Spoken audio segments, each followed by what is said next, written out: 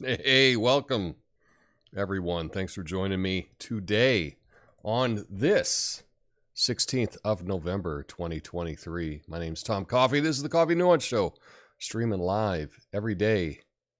YouTube and Rumble, rumble.com/Coffee Nuance/live. Bookmark it now before it's too late. And ladies and gentlemen, we're in the midst of an epidemic. Yeah.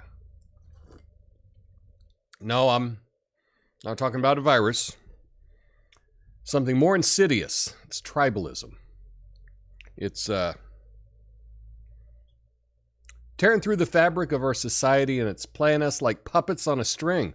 Tribalism has become the favorite toy of those who seek to control us, to divide us into us versus them. It's a game where the rules are set by the powerful, where manipulation thrives, and where we, the people, are the pawns in their political chess match. But here's the kicker, folks. We're not powerless. No. Our weapon against this division is our intellect. Critical thinking isn't just a suggestion, it's a necessity in a world flooded with misinformation, where narratives are carefully crafted to pit us against each other. Let's face it, the political playground's a mess. Media outlets, social media algorithms are all sly puppeteers, pulling strings, dictating our thoughts and emotions. We have the power to cut those strings, step back, and see the bigger picture. We've got to start seeing each other as fellow citizens, not enemies clad in red and blue. It's about respecting differing opinions, engaging in civil discourse, and seeking common ground, rather than perpetuating the cycle of division. Imagine a world where we don't fall victim to the echo chambers, where we break free from the shackles of blind loyalty and embrace the diversity of thoughts. That's a world where progress thrives, where unity reigns, where the true essence of democracy flourishes. So, my fellow citizens, let's dismantle these artificial divides. Let's not allow ourselves to be mere chess pieces in someone else's game. It's time to reclaim our autonomy, our unity, and our power. Together we can build a future where tribalism is but a distant memory, or so a man can dream. My name's Tom Coffey. This is the Coffee Nuance Show, best censored commentary and news show live right now. Flame on.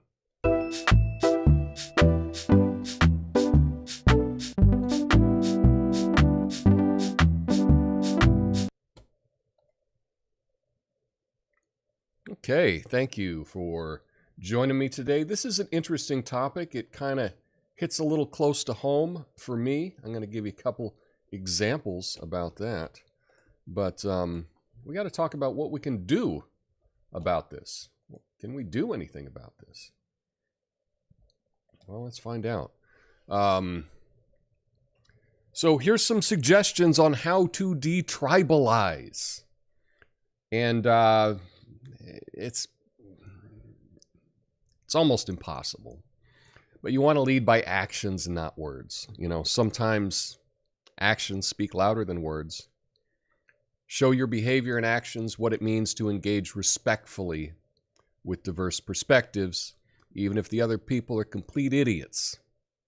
It might not change their mind immediately, but it could, perhaps 1% chance, very, very, very tiny chance that they could reflect on it at a future time. Something that's also really good is you want to plant seeds of doubt. So instead of aiming to change their viewpoint drastically, just aim to sow a couple seeds of doubt or curiosity. Ask thought-provoking questions, present information that challenges their beliefs in a non-confrontational way. You want to engage in indirect communication. So this could be just suggesting they check out a movie, or, hey, did you see this video? That's all. You don't have to be there for it, but, hey, look at this video. Hey, look at this article. It allows them to take it in without feeling the pressure that you're right there. You want to focus on common goals, emphasize common goals or issues that transcend the tribal boundaries. So you just want to seem united with that person. You want to connect emotionally. Sometimes personal connections can break through these tribal barriers. Find a common ground or shared experience, and focus on that. And you need to respect their autonomy. So understand that change has to come from within. You can't convince somebody of something, right? Pressuring them, aggressively challenging their beliefs is just going to have a backfire effect, and it's just going to have increased resistance. You got to know when to step back, okay? Recognize that conversations become unproductive and harmful. It's essential to know when to step back and making it worse or damaging the relationship with this person. And if it seems insurmountable, try to just focus on maintaining a respectful relationship without discussing contentious topics. That might be the best option. It's crucial to take care of your mental and emotional well-being in these types of situations. So this is actually happening. This is happening with me. This is happening with me. I try to be nuanced. I try to discuss various sides of things. I try to be fair. I look at all kinds of different sources. And I'm saddened to hear that when news got out that I was, making videos for Rumble, that several people of my immediate family just kind of dismissed Rumble as some kind of extreme Nazi site. Yeah. And that I am participating in all that is wrong with the world. Now, none of these people watch my videos. None of these people will engage with anything that I ever put out there. I think I've probably done over 150 live streams this year, 2023. And the family members that have such a problem with this think that I'm so problematic. They haven't seen a single one of them. And so you're like, well, how do you even relate to people that that have these opinions? But the thing is, people are in these bubbles. We're all in our little bubbles, and some people are more in a bubble than others. They have no idea what's beyond their narrative, and they're busy with life. They got families, they got jobs, they got traffic, you got crappy reality TV shows they have to watch. They can't, they just accept these political opinions because that's the team that they're on. They hear that this is what people on my team think, and my team's the good team, and the other team's the bad team. We see this a lot now with the current conflict in the Middle East. And we really see some of the dumbest, most ignorant opinions coming out about this. But they're not coming up with these opinions, right? These opinions are being assigned to them. No one is, and when I mean no one, I mean 99% of people. They're not actually engaging with this. They're not reading things and discussing it and coming to their own conclusion based on their own thoughts and their own research. No, this is the cute boy I follow on TikTok says this, and I like him, so that's what it is. There's a lot of that going on.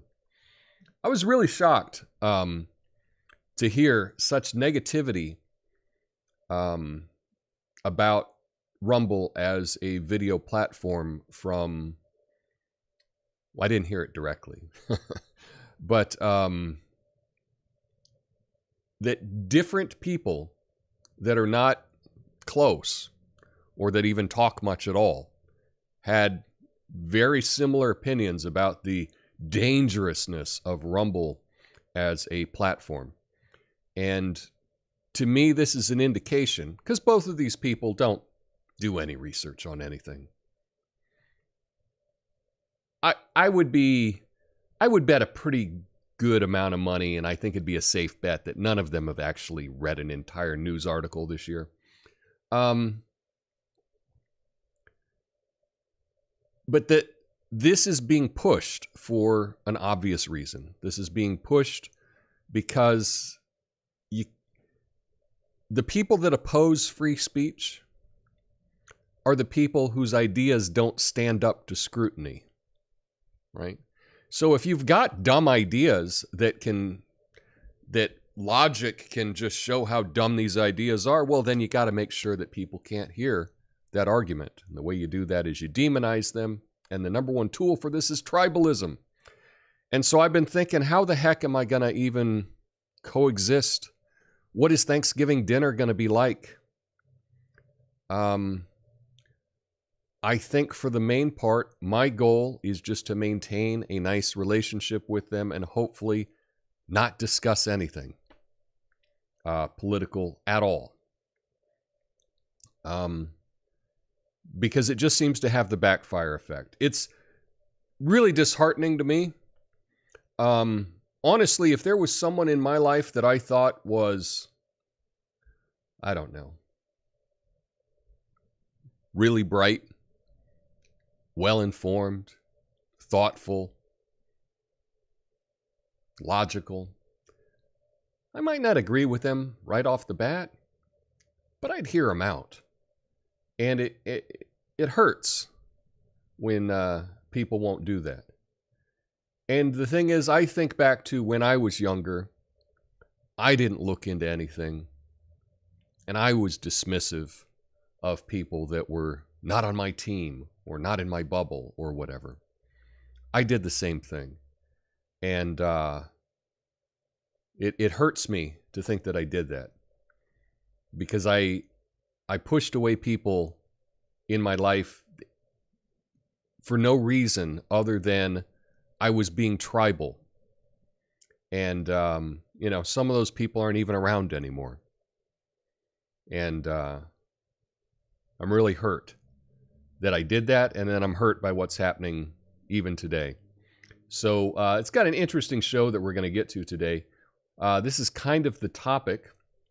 We got a number of news articles that all kind of coincide with this topic. So we're going to get through that. As a reminder, stick around for the after show where I'll be going through all your comments on Rumble and on YouTube. So yeah, but we'll try to laugh a little bit about it. But first up, we got to talk about this letter to America.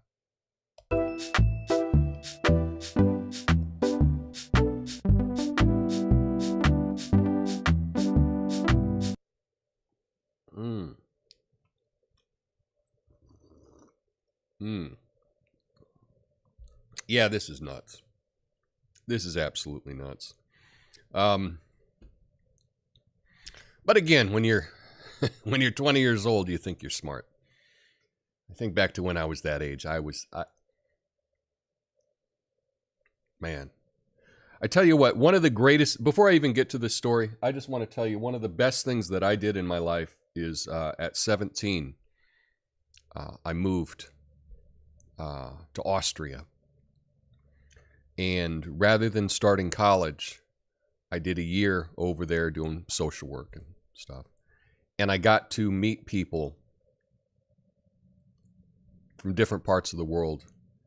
And it really opened up my eyes that I didn't know jack about the world. And, I kind of thought I did, or know a little bit. But man, I really realized that I didn't know anything. And then I came back to college, and then I realized, wow, all these people around me, that haven't traveled the world, they don't know anything what the rest of the world is like. And that was probably one of the greatest decisions that I made, was to do that.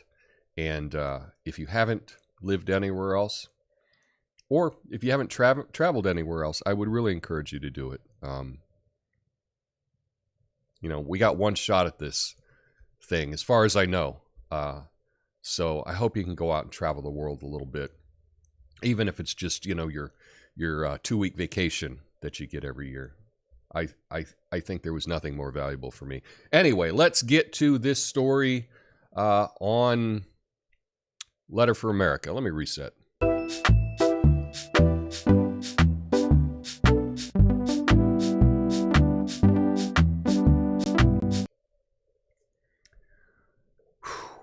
Hey, did you hear about the TikTok influencer promoting Osama bin Laden's letter to America?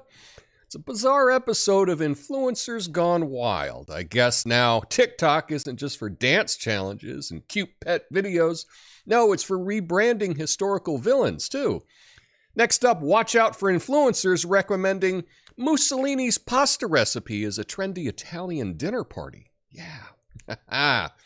So a TikTok influencer gained attention by urging her followers to read Osama bin Laden's letter to America, justifying al-Qaeda's attacks. She sparked a viral trend with over 800,000 views and 80,000 likes on TikTok. Bin Laden's letter blames the U.S. for supporting Israel's creation, accuses Jews of controlling American policies, media, and the economy. Other TikTok users also shared the letter, prompting its removal from the Guardian's website due to increased social media traffic. Yeah, that's true. Additionally, the influencer praised TikTok as the platform for learning and challenging programmed thoughts. Oh my. Oh my. Oh yes, TikTok, where you go to challenge the narratives. Oh my God. Everything is on TikTok is a narrative. Every single thing on TikTok is a narrative. You go on TikTok and you have anything original, it ain't going to be seen. Okay. Everything that goes viral on that platform is chosen to go viral. It is not organic. If you think that it is organic, you are in luck. I've got some oceanfront property in the middle of the forest here in Oregon that I can sell you. Yeah. My God. But let's talk about this letter to America from what's his name? Oh yeah, Osama bin Laden. So this was kind of interesting, funny, weird, odd. I'm not sure what we want to call it. But it was on the Guardian's website for, 20-something years. 20 years? I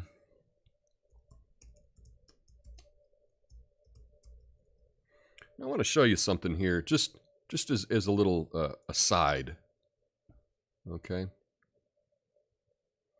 So if you were to search for Letter to America, it comes up, the number one result here, right, is let's see if I can scoot this over so I can see it. The number one result that we get is from The Guardian. Oh, well, let's just see what it says here. And we go here and look what happens. Remove document. This page previously displayed the document containing the translation of the full text letter to the American people from 2002. So it's been up over 20 years on the Guardian website, and then just now, all of a sudden, they're going to delete a historical document. That's kind of odd. I want to show you a couple things you can do if you are, you want to find something, right? So one thing that you can do, and this is going to help you find things in the future.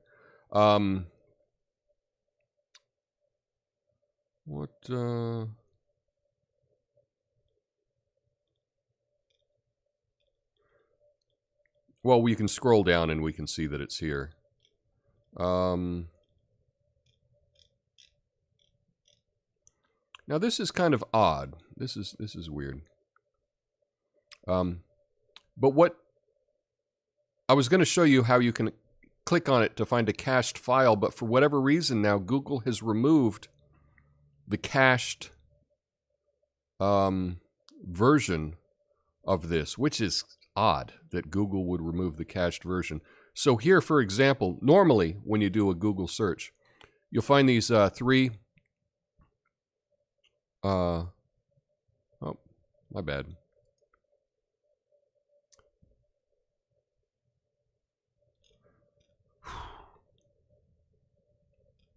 I don't know. I'm looking at it in a different browser. Things look different. So anyway, but what you can do is you can search on archive on the Wayback Machine, and you can find it there. I don't think I want to exactly read the article, but here's the full text. Oh wow, this page is missing too. That's interesting. So Bryn Mawr College, right? They've deleted their copy of it. Anyway, you can, let's see if this, interesting. The thing is, the internet is forever, and you're not going to be able to remove it. So you can search for it, and here's the full text. But when we read through it, there are some things that are critical of the U.S. that you might nod your head and agree with, right? You might nod your head and agree. Oh, yeah, that makes sense. Oh, that makes sense. Oh, that makes sense. And at that point, you're like, oh, I guess this guy was the good guy. Oh, Osama bin Laden must be the good guy because he pointed out where the U.S. did some wrong. And this gets back to tribalism, which is what I was talking about. If you see the world in such a binary of good and bad, of, you know, good and evil or whatever, just because one side is evil doesn't mean the other side is good. That's a total logical fallacy. They can both be evil. They can both be bad. And sometimes, the phrase lesser of two evils is true. There's an evil and then there's a more evil. Okay? And you might side with who you believe is the lesser of two evils. However, they're both evil. So, I don't know. If you watch any of these videos, I don't know. It's tough.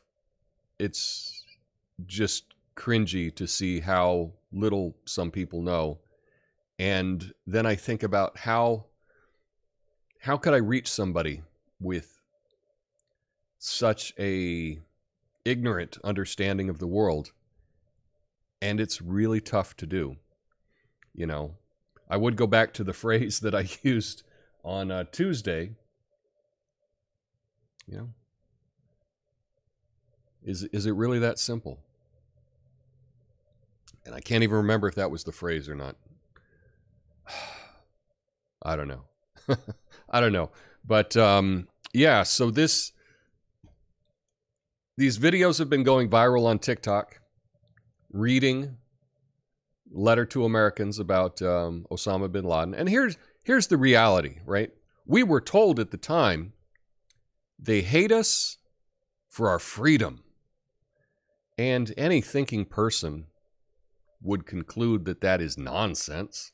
There's got to be a different reason. They don't just hate us because we're free, right? But that was the line that our government put out. That was the line that our media put out at the time. They hate us because we're free. Well, it's probably more to it than that. And that's probably not even accurate. But just because they're wrong about that, you know, one of the things that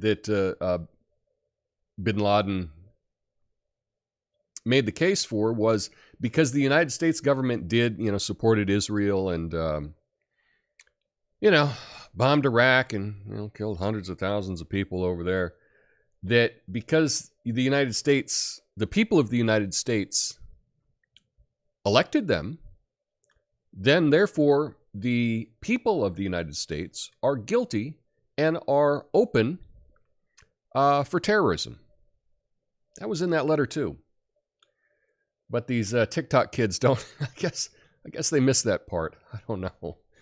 I don't know. Maybe there were too many words in the sentence. Tricky to understand. Anyway, and that's true. We can't.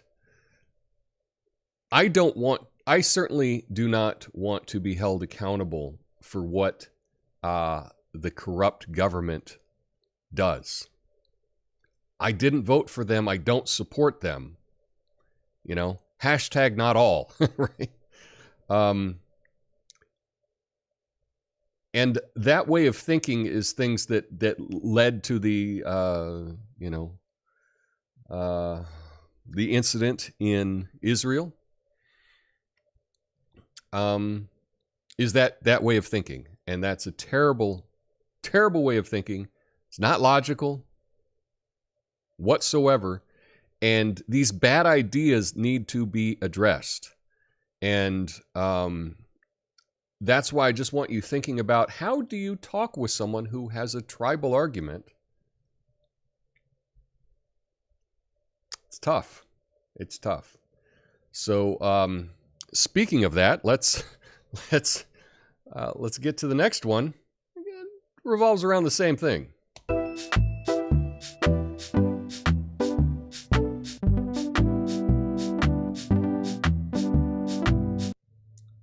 So, did you hear about the protests outside the Democratic National Committee headquarters? It's like a political clash where everyone forgot the peace in peaceful protest. It's like they wanted to make a statement, but only statement was, hey, let's pick a fight at the Democrats' place. Yeah, here's the story. Violent clashes erupted outside the Democratic National Committee headquarters in Washington, D.C., as pro-Palestinian demonstrators called for an immediate ceasefire in the Israeli-Hamas conflict. Around 150 protesters clashed with the police, resulting in 6 officers sustaining minor injuries. The demonstration included members of If Not Now and Jewish Voice for Peace, demanding a ceasefire and accusing the police of using excessive force. Lawmakers Representative Brad Sherman and Representative Sean Casten were evacuated from the DNC among the chaos. So this is one of the tricks that a lot of protesters use. The idea is you provoke, push, and then any kind of reaction is recorded and promoted, and evidence that they're victims. It's kind of like the I'm not touching you, I'm not touching you, I'm not touching you, I'm not touching you, I'm not touching you. And then when you swat their hand away, they're there, someone videotaping it, and they say, aha, look, the cop violently assaulted the peaceful protester. And then they get their, I don't know, co-conspirators or allies in the corporate press to put out a very biased news report on it. Some people are really good at this. They're really good at this. They're really good at framing things. They're really good at creating narratives. And once you get hip to it, they're pretty easy to spot. But I don't think that most people are able to spot them yet. That's why it works. That's why it works. Yeah, so now the DNC is learning what a peaceful protest is like. Rather ironic, because the DNC has been talking about, the entire chaos of 2020, where their cities are on fire, and they say, well, it's mostly peaceful. Yeah, chickens have come home to roost, as they say. But anyway, this is just getting more and more heated, and I think some people, some Democrats are realizing that their coalition style of governing, right? That's what the Democrats do really well. They get a bunch of groups that really don't have anything in common, and they convince them that they have things in common to make them a voting bloc. I think they're learning that some of these groups hate each other. Yeah. So we'll just see what happens. This is going to be a crazy year politically, an absolutely crazy year. And speaking of DC and a crazy year, let's get to my favorite congressman.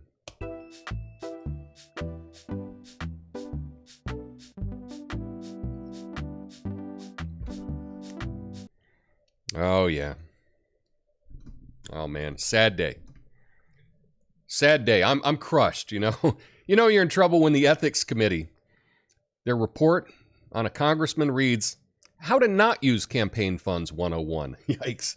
I mean, knowing and willful violations is not the kind of thing you expect to see, in a thriller, not a congressional report. Here's the story. Republican Representative George Santos won't run for re-election following an Ethics Committee report citing substantial evidence of misusing campaign funds for personal use. The report also detailed knowing and willful violations regarding financial disclosures, prompting the committee to refer additional alleged misconduct to the Justice Department. Santos denied wrongdoing, but criticized the report. Efforts to expel him from the House gained momentum, with some committee members backing expulsion. Santos faces federal charges unrelated to the ethics probe and had previously faced unsuccessful expulsion attempts. The report intensified calls for his resignation due to a history of fabrication and lies, although Santos defended himself, attributing the issues to stupidity and insecurity. And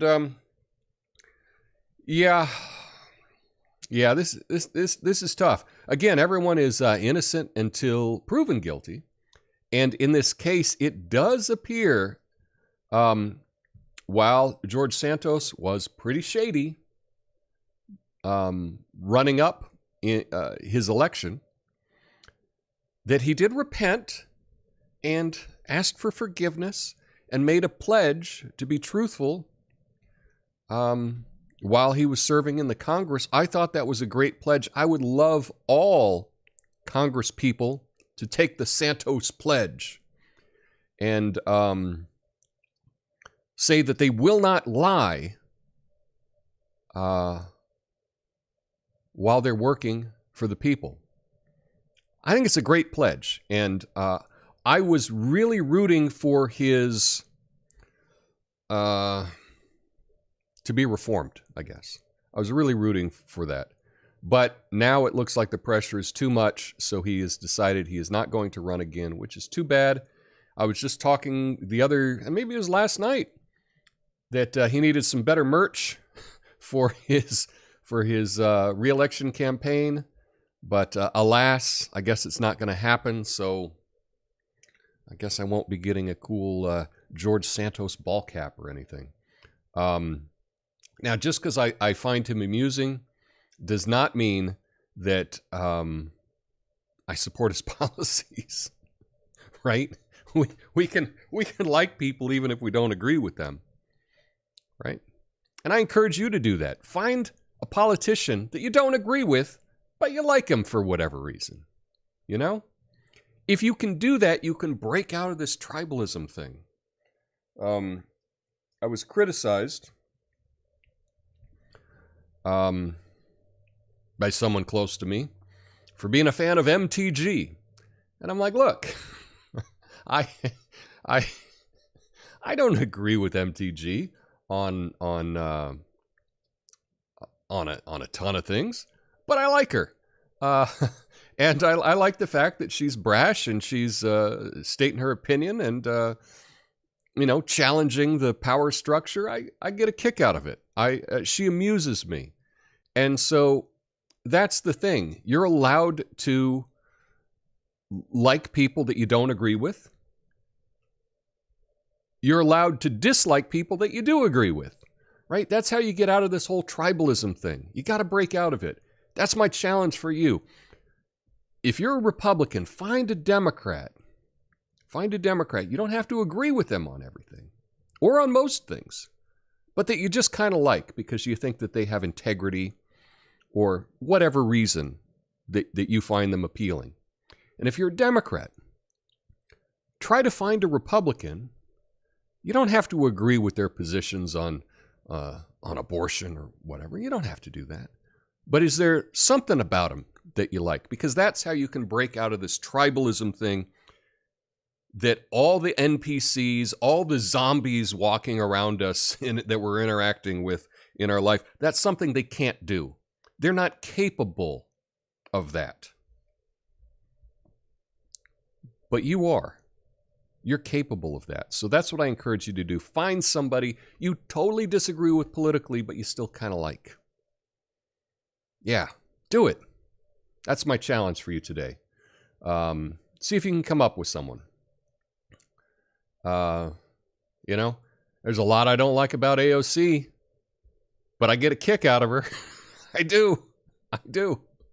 I think that she's a total grifter, but I still kind of like her, you know? Yeah. So, yeah, try that. Try that today. And next up, we got even more shenanigans.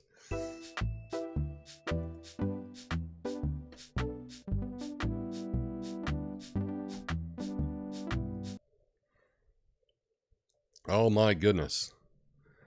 This YouTube stream is dead. Ain't nobody watching. Well, I'm glad we got, we're streaming on Rumble as well. At least we have a little audience. So, and today I did put us up on D-Live as well. So if you're on D-Live watching now, leave a comment. You could have like the only comment. But, wow, we got more people watching on D-Live than we do on YouTube. Zoinks. Whew. Anyway. Yeah. You know, they're sealing criminal records in New York now under the Clean Slate Act. It's like hitting the delete button on your past mistakes. Unfortunately, it doesn't work for politicians' Twitter accounts. Ba-dum-bum. New York's Clean Slate Act intends to seal records for approximately 2 million convicted individuals meeting certain criteria after completing their sentences. While it's received support for its aim to aid reintegration, some critics, particularly among Republicans, oppose it, citing concerns about transparency and prioritizing victims' needs over those with criminal records. There's an idea. There's an idea, supporting the victims more than you support the people that victimized them.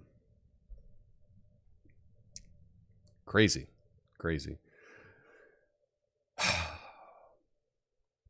I understand the need, and it's probably tough when you get out of prison if you have a record. I believe it's in the public interest that not be deleted. Okay? I think it does a disservice to the general public to delete people's criminal convictions. This is a terrible policy. All you have to do is just kind of play it out. Where does this lead? You can see it's going in a bad direction. What's the incentive, right? The incentive, it's like, oh, I shouldn't do that crime. Why? Oh, I might have to go to jail. Well, don't worry. We got progressive prosecutors that are trying to keep me out of jail. But then if I do have to go to jail, at least when I get out, I'm not even going to have a record anymore. Does the left not understand incentives at all? Because that's what it appears. It appears that the left either doesn't understand incentives, or there's someone that's trying to destroy America that's funding these politicians that are putting this out. Maybe both. I understand that there could be there's a case, right? You serve your time. You want to get out. But I would like to know if the person moving next door to me, I do a search on them. I would like to know if they're a convicted felon of something. Should have the right to know that. But in this case, it looks like some people don't seem to care about that. Yeah. I would like to present a really strong argument on the other hand, and I can't think of one. Can't think of one. Yeah.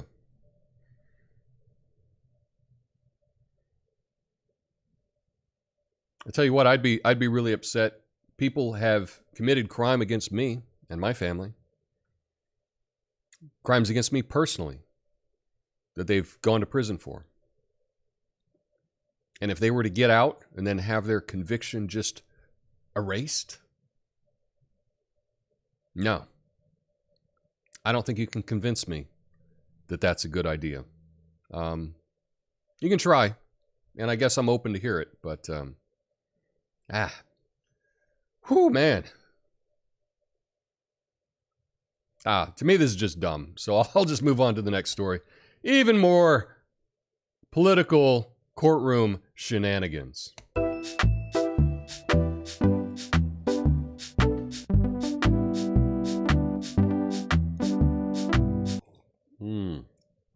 Hey, did you hear about the leaked video in the Georgia case involving Trump? I haven't heard this much finger pointing since they introduced the typo defense. It's a game of legal clue. It was the attorney in the courtroom with the leaked videos. Yeah. So videos leaked from the Georgia racketeering case involving Trump's associates. Defendants confessed in confidential sessions implicating Trump in election subversion efforts. Chaos ensued as blame shifted between lawyers and prosecutors over the leak. Prosecutors sought a protective order. Some defendants backed limits on sharing, while one emphasized transparency. Leaked clips showed defendants discussing pertinent case details. Plea deals require truthful testimony and document submission. The judge is weighing the need for a protective order amid the ongoing dispute.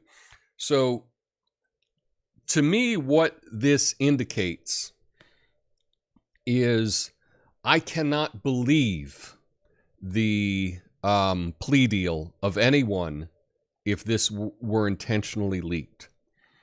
And if you can't understand that, I don't think that maybe you don't have the creativity. You don't have the imagination to understand what that might be. So let's just say there's a case and you've got somebody and you're going to take their plea deal. And you say, okay, for the plea deal, I need you on video to say, I don't want to say Trump because this is just an example.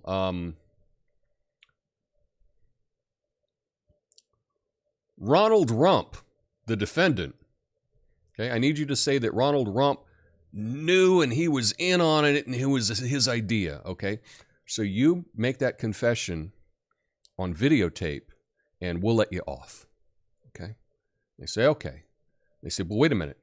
This video is not going to go anywhere. Oh, no. These are confidential videos. It'll never get out. It'll never get out.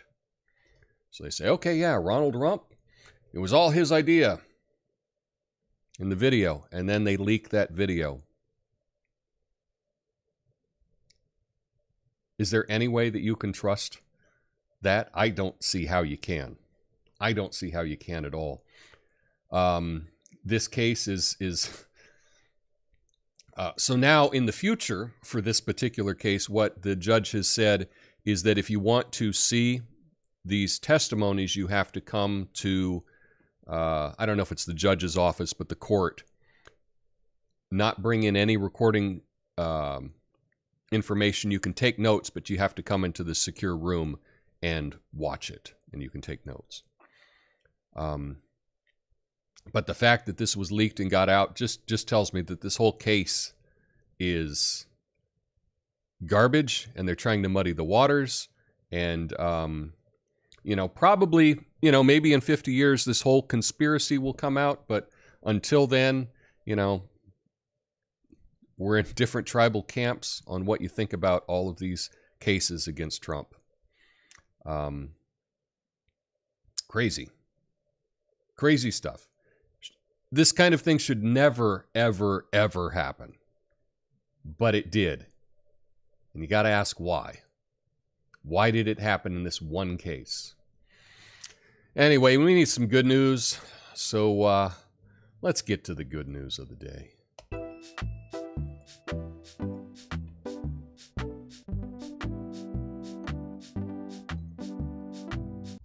We got breaking news.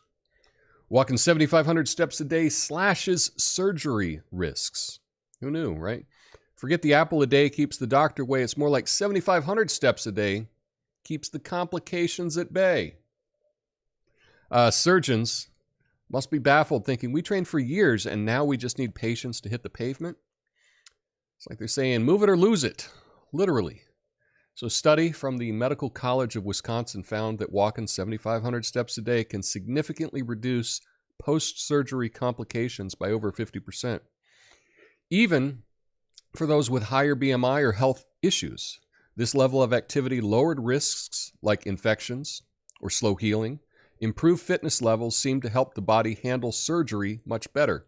Doctors are now recommending exercise programs before surgery, prehab, to enhance overall health and surgical outcomes. So this is yet again another piece in the absolute massive pile of evidence that exercise is one of the best things you can do. I know for me, it's changed my life.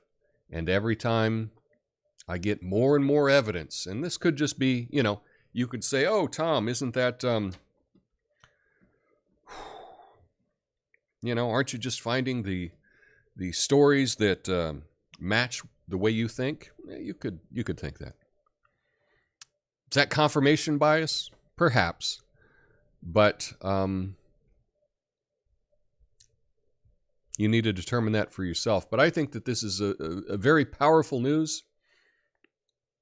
Even more reason to start exercising before you may need surgery so that your surgery is going to go better. All the more reason to start now. You can start now no matter what your age. You can start doing some kinds of exercise. I really like group fitness because group fitness is great because it's at a set time, right? So if there's a class and it's at 6:30 at the gym in the evening, okay, well, if I'm going to go, I have to go at 6:30, right? You can't put it off. You can't go, I'll just go later, I'll go later. You know what time it starts? You got to get there on that time. In a way, it kind of pushes you to do that. But again, you could make friends in the class. It's a bit social. You're around other people, lifts you up. There is kind of like a big group vibe, and it's a real positive thing. But if you're not into that, just take your dog for a walk. Go for a walk in the morning, go for a walk in the evening. Get your steps in, and it's going to be very beneficial if you need surgery in the future. So that's my pitch to you today on that. Anyway, stick around for the after show. I'll be going through all your comments on all the platforms. So I'll see you then. I will be back tonight, midnight, on the East Coast, Midnight Americano, 9 p.m. on the West Coast. We're just having fun, hanging out. And I'd love to see you there. And then I'll be back tomorrow, noon, West Coast, 3 p.m. on the East Coast, for another episode of Coffee Nuance. It's Friday, a Fact Check Friday. And so I hope you join me for that. Anyway, I'll see you in the after show. Have a beautiful day. Peace.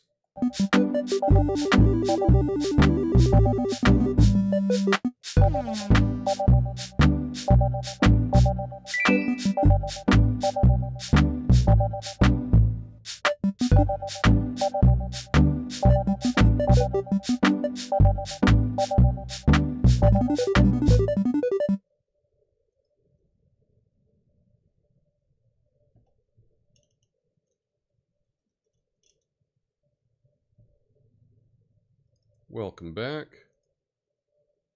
Make sure I got the right chat up here.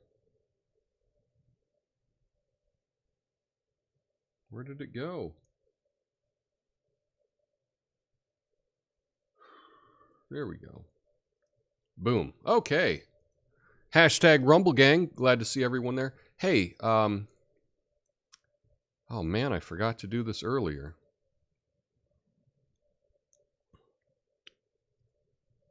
If you are on X, if you're on Twitter, I've just tweeted out a link to this show today. If you could do me a favor and go like it, share it, whatever, that kind of thing. I would give a comment on it, whatever. That would be good. It helps me out. So thanks for doing that. Hashtag Rumble Gang. Glad I can catch you live today, says Gonzo. Oh, that's nice. Good to see you, Gonzo. Yeah, I don't agree with most of my family about most things, especially politics. I just try to talk about things like my kids and other neutral things we can all agree on. I'm with you there. I am with you there. Ox says, I see websites putting the TikTok videos about people praising bin Laden, but when I watched the TikTok videos, they were mostly saying to go read the document and come back to discuss. I thought that the headline is usually all people see, and they will assume the reactions are mostly of praise. So like all politics, the headlines even put spin on people learning for the first time. That is true. That is true. I did look at a number of the TikTok videos, and one of them may say, come back and let's talk about it, or whatever, but there were a lot of them that were positive about bin Laden. That's how I would characterize it. And the irony is the age of the people that are saying this were probably either not alive or have no memory of 9/11 because they're so young. Let's see. I thought, okay, I have a video where he said it was about killing 1 million children in a mainstream media interview video from October 2001. I linked the video in the Discord. Oh, well, thank you for putting that into Discord. As a reminder, we do have a Discord for this channel. Link is in the description. And I will check that out. Yeah, there were... The main point is that bin Laden never said this was done because we hate that you have freedom. But that's what George W. Bush said, and that's what the mainstream media parroted at the time, which was just absurd on its face. So, yeah. Lots of people checking in over here on the YT on the YouTube. Nutmeg. I use nutmeg on my French toast instead of cinnamon. So much better. Yeah, I was getting suggestions for what I put in my eggnog. I've been putting nutmeg in my coffee, tea, and kefir. Grate it right before using. I might be close to overdosing. Well, don't do that. I don't know if there are any side effects for nutmeg, but that might be something to just look into. Natasha says, if I had a family member making internet videos, there's no way I would not tune in. Something is wrong. Well, yeah, I don't know. It's weird. It's weird. I have some family like that. I tried to tell them about the scam from a few years ago, cough, cough, and they said I should get my own opinion, not Alex Jones's. I wasn't even talking about him.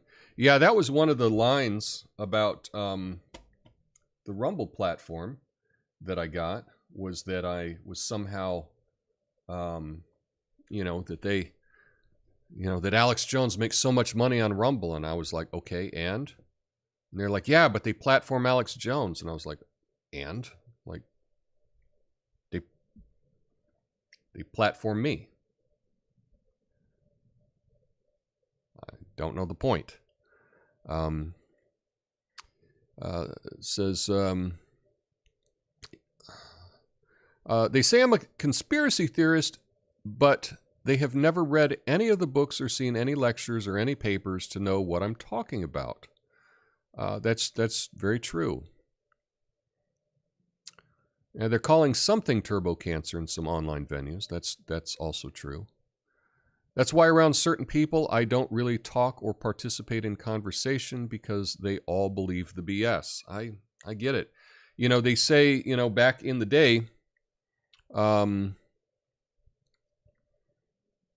you know, that you're not supposed to talk about how much money someone makes or their politics or religion, right? Those are the topics that you're supposed to avoid in social situations. And I get it. I get it. Interesting decision, Tom, especially for 17-year-old. Yeah, I just thought it would be fun, but it, you know, moving away.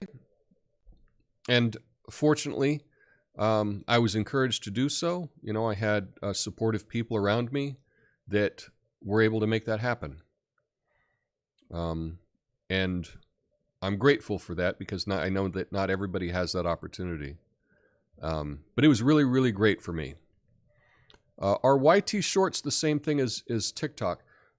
Similar. The difference is YouTube is controlled by Google, which many people think is working hand in hand with certain three-letter agencies. And TikTok, on the other hand, is run by a Chinese company, and their algorithm is controlled by China. So that would be the main difference. But it's very similar in style. So if you've seen YouTube Shorts, that's kind of what the TikTok format is like. Yeah. The Wayback Machine, isn't that where you go to find original internet stuff? Yeah. So the Internet Archive or the Wayback Machine, every day I will, in the comments of the video, I will say, here's a link to all the stories talked about in today's video, and they will be archived. So they're at the Internet Archive. And you can click on them. And the nice thing about the Internet Archive is they get around a paywall. So for example, today, like I think one of the stories is from the New York Times, but if I were just leave you the New York Times link, you wouldn't be able to read the article unless you subscribe to the New York Times. But on the Internet Archive, often the Internet Archive can get around paywalls. And so that way you would be able to read that article. So I do think that it is important on people that discuss topics like I do, that you leave a link to the original source so that people, if they want to learn more about it or check them, you know, you can check out what I say and then compare it, go read it for yourself, and you can say, oh, Tom did a pretty good job summarizing that article, or wow, he totally got this one wrong. I think that that is just being more transparent, and I know that most creators do not do that. The only one that I know that does it is Styx Hexenhammer. He leaves links to articles that he discusses that are archived. I think more people should do it. But if you get used to using the Internet Archive, it may be something that might be beneficial for you in maybe finding some articles that you might not have access to otherwise. So, there. Yes, is it really that simple was your Tuesday phrase. Thank you. I gotta, you know, I came up with that phrase and then I just wrote the monologue. But I hadn't been using that phrase much before then. And so I'm still trying to get used to making that phrase a thing. Did I order any MTG merch yet? Not yet. But I do kind of like the defund the FBI. Because that is, I think that would, you know, if I were to make merch, you know, that would be one I would like to make. You know, defund the CIA or something. But yeah, Gavin Newsom has some nice hair. There, my tribalism is magically gone. Well, it's not magically gone, but maybe there's something that you do like about Gavin Newsom. I will say I don't like Gavin Newsom at all. I find him everything wrong with the world, but he's good looking, and he can speak really well off the cuff. He presents himself in a very positive way, and I think he's a very skilled politician, so I'll give him that.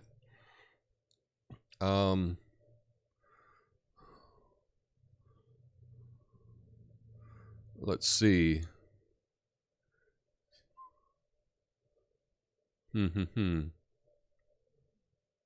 Committing a crime, just change your identity. Well, you could do that too. Group exercise for the healthy peer pressure. I do think that it's healthy peer pressure.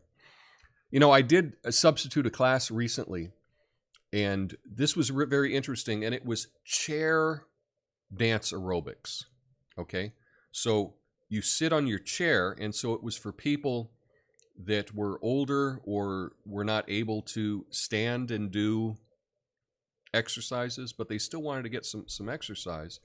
And the idea, and I can't show you my feet, but the idea is, you know, you're playing the music and then you just have different arm movements that you do, and you can just move your feet up and down, feet to the side, feet out forward, feet back, all in your chair. And I got to tell you, it was a pretty good workout. It was a pretty good workout. And I never, unless my friend asked me to sub for her, I never would have tried it before. And I tried it, and I was like, you know what? This was actually pretty fun. This was actually pretty fun. I felt like I got a pretty good workout, even though I was seated. So the thing is, you don't know all that is available until you actually go start looking. So go check that out. I can only watch YT most of the time, especially at work. It's the easiest. I get it. I get it. Ryan Christensen at The Last American Vagabond leaves links. He's not on YT, got kicked off, but he does pirate streams. I get that. I am familiar with him, and I think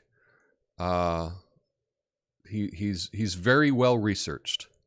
Very well researched. Again, I don't agree with everybody on everything at all, but I can see some things that he does that I think he's given a lot of thought to, and I do appreciate that. Let's see. CCC propaganda versus CIA propaganda. True Meeps.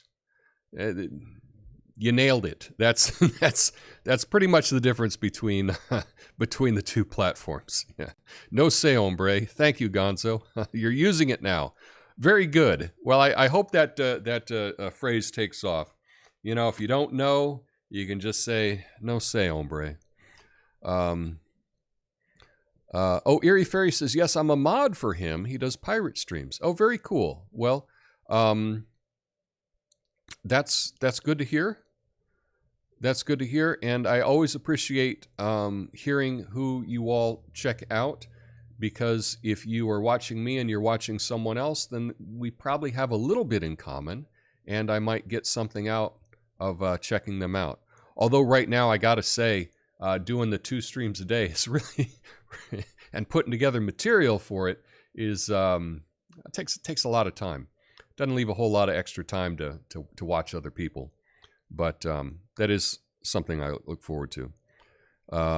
Very cool. Well, anyway, that's all I have for y'all today. I will be back tonight. Hope you can join me then.